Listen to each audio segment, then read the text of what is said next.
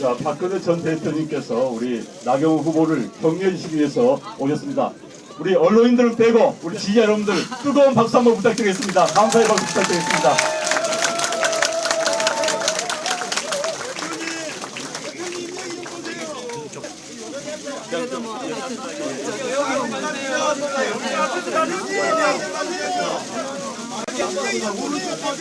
이번에 그 선거를 쭉 치르면서 제가 많은 분들을 만났는데 선거 치른 소감에 대해서 먼저 좀 말씀을 간단히 드리고 또 뭐 부탁드릴 말씀도 여기 갖고 왔습니다.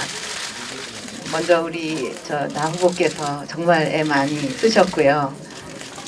그 대규모 뭐 이런 유세보다도 서울 시내 곳곳을 구석구석 다니시면서 시민들 얘기를 많이 들으시고 또 호흡을 같이 하시고 그런 모습 참 아주 잘하셨다고 생각합니다. 그래서 그 시민들과의 그 공감대를 얻는데 아주 새로운 그 모습이었고 또 그 시도였다 이렇게 저는 느꼈습니다.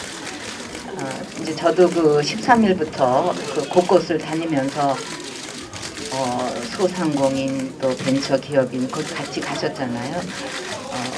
뭐 학생, 주부 많은 분들을 만났는데 제 느낌은 그분들이 그 누구 할 것 없이 다 정말 힘든 그 생활을 하시면서도 꿈을 잃지 않고 열심히 살려고 노력하시는 이런 모습을 보면서 정말 정치가 해야 될 가장 중요한 일은 저분들의 저 어려움을 해결하고 좀 꿈을 마음껏 펼칠 수 있게 도와드리고 그 역할을 하는 게 정치의 가장 중요한 일이라는 것을 다시 한번 확인할 수가 있었습니다. 근데 그런 면에서 정치가 본분을 그동안 다 하지 못했다 하는 그런 면에서 좀 우리 정치권이 많이 자성을 해야 된다 하는 그런 생각을 했습니다.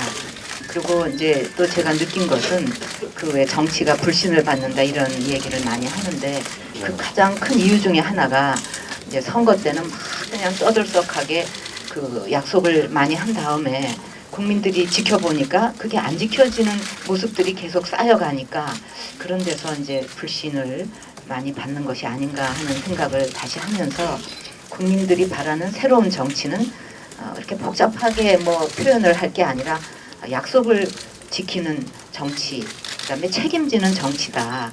물론 이제 그거를 하려면 좀 진정성이 계속 뒷받침돼야 되겠지만 그런 생각을 했습니다. 그래서 그 이번에 이제 많은 곳을 다니시면서 또 서울 시민들의 어려운 얘기도 많이 들으셨겠는데 그 들으신 얘기들을 앞으로 시정에 꼭 반영해 주시고 또 그 약속들을 꼭 지켜주실 것이라고 저는 믿습니다. 그리고 제가 수첩을 하나 들고 왔는데요. 이제 그 얘기를 많이 듣는 과정에서 그 시정과 관계된 그런 부분은 제가 꼭 전달해 드리겠다고 이렇게 약속을 했거든요. 그래서 시정에 관한 부분은 이제 이렇게 좀 노트를 했습니다.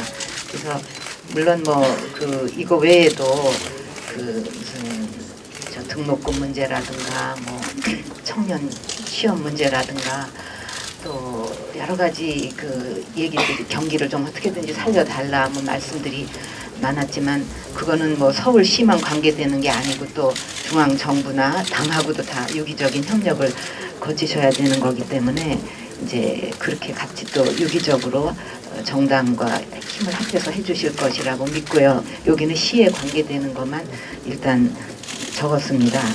그리고 이제 그 마지막으로 꼭 말씀드리고 싶은 것은 그 정치가 그러니까 그 책임 있는 정치가 되려면 그리고 또 그 정책이나 이런 것이 성과로 반드시 이어지는 이런 정치가 되려면 정당의 뒷받침이 없이는 불가능하다는 점 이게 굉장히 중요하다고 생각을 합니다. 그래서 이번에 또 당에서도 그 복지와 관련해서 당론으로 이런 복지 정책을 우리는 펴겠다. 또 그 말만이 아니라 그 정책이 실현될 수 있게 복지 법안도 이렇게 당론으로 추진을 해서 통과시키겠다. 이런 것이 뒷받침이 돼야만 어떤 복지 정책이나 모두 실효성을 거둘 수 있잖아요. 그래서 지금 우리 민주주의 정당 정치라는 것은 민주주의를 실현하는 데 굉장히 중요한 뿌리인데 그것이 흔들리지 않고 이번에 정말 정치권이 거듭나서 민주주의 정당 정치가 확실하게 그 뿌리 내릴 수 있도록 해야 된다 하는 그런 의미에서도 이번에 꼭 당선되시기를 기원을 합니다. 그리고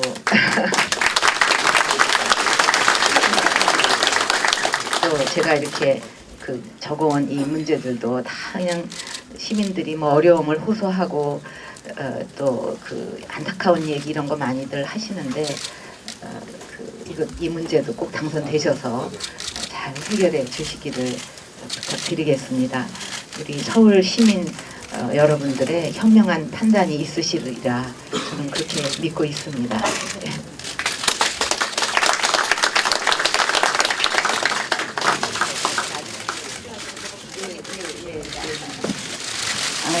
대표님께서 너무 좋은 말씀 해주셔서 감사합니다. 대표님께서 오늘 이렇게 수첩에 일일이 그동안 다니시면서 들으신 걸 써갖고 오시니까요. 예전에 저희 17대 우리 국회에서 대표님께서 한나라당 당대표를 맡고 계실 때 선거를 가거나 지방에 가시면 꼭 수첩에 메모하셔서 그 정책이나 이런 부분에 대한 건의사항을 반드시 우리가 실천하느냐 하면서 하나하나 꼼꼼히 따져보시고 그걸 실천하게 하셨던 그 모습이 제가 17대 국회에서 대표님 당대표를 모시고 일했던 그 모습이 기억이 납니다. 저는 사실 정치에 있어서 가장 중요한 게 대표님께서 말씀하시는 것처럼 약속을 지키고 책임을 지키는 정치라고 생각을 합니다. 그래서 그렇게 하기 위해서는 우리가 더 정말 정직하고 신뢰를 쌓아야 된다고 생각을 하고요. 그래서 제가 이번에 마지막 플랜카드 현수막의 슬로건도 정직한 변화라는 것을 말씀을 드렸습니다. 저도 사실 이제 이번 선거 운동을 하면서 정말 기존의 선거 운동, 구태 정치와는 바뀌는 그런 선거 운동을 하려고 했습니다. 그래서 말하는 것보다는 들으려고 했고 1일 1봉사를 사실 어제 2번 했기 때문에 오늘 것까지 했거든요. 그래서 오늘 것까지 다 1일 1봉사 활동을 하면서 또 마티즈를 타고 시민과 좀 더 가까이 서서 시민들의 눈을 보고 그들의 이야기를 들으려고 노력을 했습니다. 대표님께서 말씀하신 것처럼 서울시장이 되면 저는 가장 중요한 것은 결국 그 스스로 이야기한 것을 얼마나 잘 지키느냐의 문제라고 생각을 하고요. 최근에 이제 이상한 또 어떻게 보면 그것이 우리가 그동안 잘못했기 때문에 요구되는 바람과 변화의 욕구였는데 그것을 우리 정당민이 스스로 변함으로써 정당민주주의가 더욱 한 단계 업그레이드 되는 계기가 되는 것으로 삼았으면 하고 그것을 통해서 제가 보니까 시장이 혼자 할 수 없는 일이 많아요. 그래서 당과 또 중앙정부가 함께 이것을 같이 가지 않으면 절대 시장이 혼자 할 수 없기 때문에 앞으로 박근혜 전 대표님과 또 우리 중앙정부와 함께 해서 정말 시정이 이 시민들의 변화를 잘 담아내도록 그렇게 잘 하겠습니다. 오늘 이렇게 네, 고맙습니다. 어떤 문제들을 이렇게 제가 듣고 전달을 해드리는가도 궁금하실 수도 있을 것 같아서 몇 가지 좀 말씀을 드려보겠습니다. 어떻게 보면 간단한 문제인데도 시민들한테는 굉장히 큰 불편을 주는 일들이 많았거든요. 그때 같이 들으셨는데 관악 고용지원센터에서 이제 개인 택시 취득 자격 요건을 이렇게 이제 갖춰갖고 갔는데 그게 10월 13일이었는데 10월 1일에 요건이 바뀌었어요. 그러면 가져가서 그동안 노력한 게 정말 시민들로서는 너무 억울하고 답답하거든요. 그러니까 미리 공지를 해서 이렇게 바뀐다 하고 알려주고 했으면 얼마나 시민들이 편하겠는가 이제 그런 얘기. 또 그 버스 전용 차로가 있는데 그 구간이 이렇게 다 끊어져서 연속성이 없다 보니까 전용의 효과가 없는 거죠.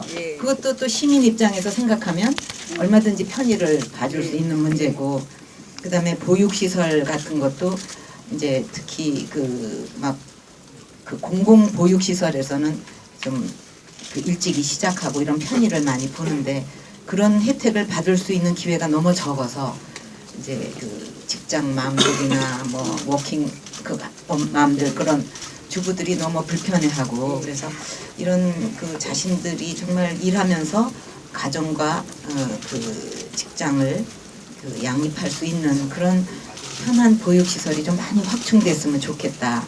또 여성 방송 작가들 경우에는 막 밤 늦게까지도 일하고, 그럴 때 시어머니나 뭐 친정 어머니라도 계신 사람은 그래도 계신 분들은 그래도 다행인데, 그렇지 않으면 아주 황창하다는 거죠. 이제 그런 거를 신경 쓰는 게 참 우리가 꼭 챙겨야 될 문제가 아닌가 그런 생각이 들었고, 또 그 구로 그 단지요, 디지털 단지에서 수출의 달이라고 만든 게 있는데 이 얘기는 제가 거기 가는 곳마다 들었어요. 이게 굉장히 오래전에 만들어졌는데 지금 디지털 단지가 돼서 인구도 엄청나게 늘고 그런데 그대로 개보수도 안 하고 있으니까 거기서 막혀가지고 뭐 한 20분이면 가는 거리가 막 2시간 걸리고, 또 개인도 불편하지만 수출을 많이 하잖아요. 그러니까 그게 편하면은 배로 보낼 수 있는 거를 늦으니까 나중에 이제 비행기로 보내고, 이게 산업에도 지장이 많다 뭐 그런 얘기. 또 이제 소방대가 다 거기 있는 분들이 우리 시민들 안전을 지켜주는 분들인데 노후 장비가 많아서 잘못하면 그걸로 그분들이 희생되잖아요. 근데 예산이 없어갖고 이제 못하는 문제라든가 이런 것도 참 안타까웠고, 또 노숙인들 같은 경우도 쪽방에 있다가 뭔가 조금 더 노력해서 좀 잘 살아보려고 하는데 갑자기 어려운 일을 당하면 그대로 노숙인으로 가버린다는 거죠. 그래서 다시서기 센터도 가봤는데 그런 데를 하나 거쳐서 거기서 뭔가 좀 도움을 받으면 완전히 그 밑바닥까지 가지 않고도 다시 일어날 수가 있다. 근데 한번 노숙인 생활까지 가면 거기서 다시 그 빈곤을 딛고 일어난다는 건 너무 힘들기 때문에 미리 이렇게 선제적으로 한다는 게 중요한데, 거기서 일하는 분들이 이제 굉장히 처우가 어려우니까 사명감 갖고 하는데 그것도 좀 뒷받침이 됐으면 좋지 않을까. 그리고 뭐 그 아마 보도에도 잠깐 보셨을 겁니다. 그 소공동 지하상가에 그분들이 한 30년 전에 뭐 그때 아파트 세 채 값이나 되는 돈을 가지고 그분들이 갖고 있는 거 그게 전부 다예요. 퇴직금이나 마찬가지고 그걸로 아이들 교육시키고 그걸로 사는 소시민인데 갑자기 그냥 뭐 1,500만만 받고 나가라. 그분들한테 하늘이 무너지는 얘기죠. 그래서 서울시에 뭐를 원하십니까? 그러니까 이게 뭐 보상도 보상이지만 그냥 여기서 불안하지 않게 장사할 수 있으면 좋겠다 하는 걸 굉장히 그분들이 간절히 원하셨어요. 그래서 이 부분도 제가 꼭 전달을 해드리겠다고 했고, 신경 나중에 되시면 꼭 신경 많이 써주시면 좋겠고요. 또 마지막으로 이제 한두 가지만 말씀드리면, 왜 보건소에서 영아들한테 주사를 국가에서 이렇게 맞춰주잖아요. 근데 그것도 그 한 살 배기 아기들을 데리고 다니는 엄마들 입장을 생각한다면 그걸 또 병원에서도 맞출 수 있게 기왕 해주는 건데 그걸 꼭 또 보건소까지 가라 그러면 보건소 가서 또 그냥 줄창 기다리고, 그 엄마들을 조금 더 편안하게 해줄 수 있는 거는 신경을 쓰면 된다. 그러니까 병원에서도 그 아기들 업고 막 여기저기 안 다니게 할 수 있는 것도 우리가 할 수 있지 않겠냐. 아, 그거 하셨어요. 예, 예, 잘하셨습니다. 그리고 이제 그 장애 아동을 가진 그 엄마 경우에 이제 어릴 때는 이렇게 키우지만 어느 정도 되면은 이제 엄마가 키울 수 없다. 그럼 시설로 가는데 거기서는 시설에 보조금이 나오죠. 근데 조금이라도 뭐 집 한 채라도 있고 조금이라도 재산이 있다 그러면 아무 지원이 없대요.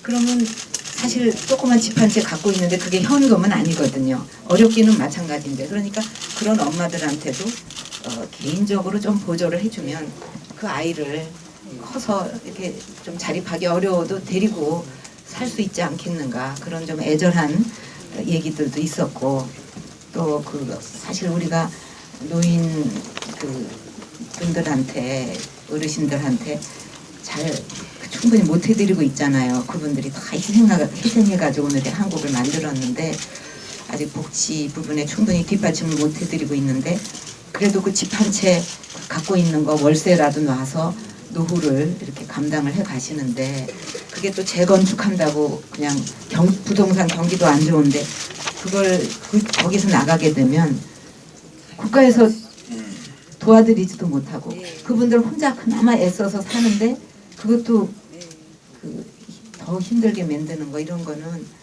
정말 우리가 신경을 많이 써야 될 일 아닌가. 그래서 이런 이거 예, 저기 들은 거를 요지를 적어서 봤습니다.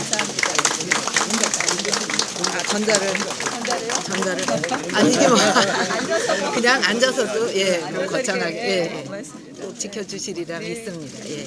제가 못 들은 것까지 대표님 다 들어주시고 너무 감사합니다. 그러니까 실질적인 그래도 전달을 아이고 대단한 문서가 돼버렸어요. 보이시신 다음에 안으로 들어가서 잠시 말씀 나누고 여기서 전달을 드리겠습니다. 우리는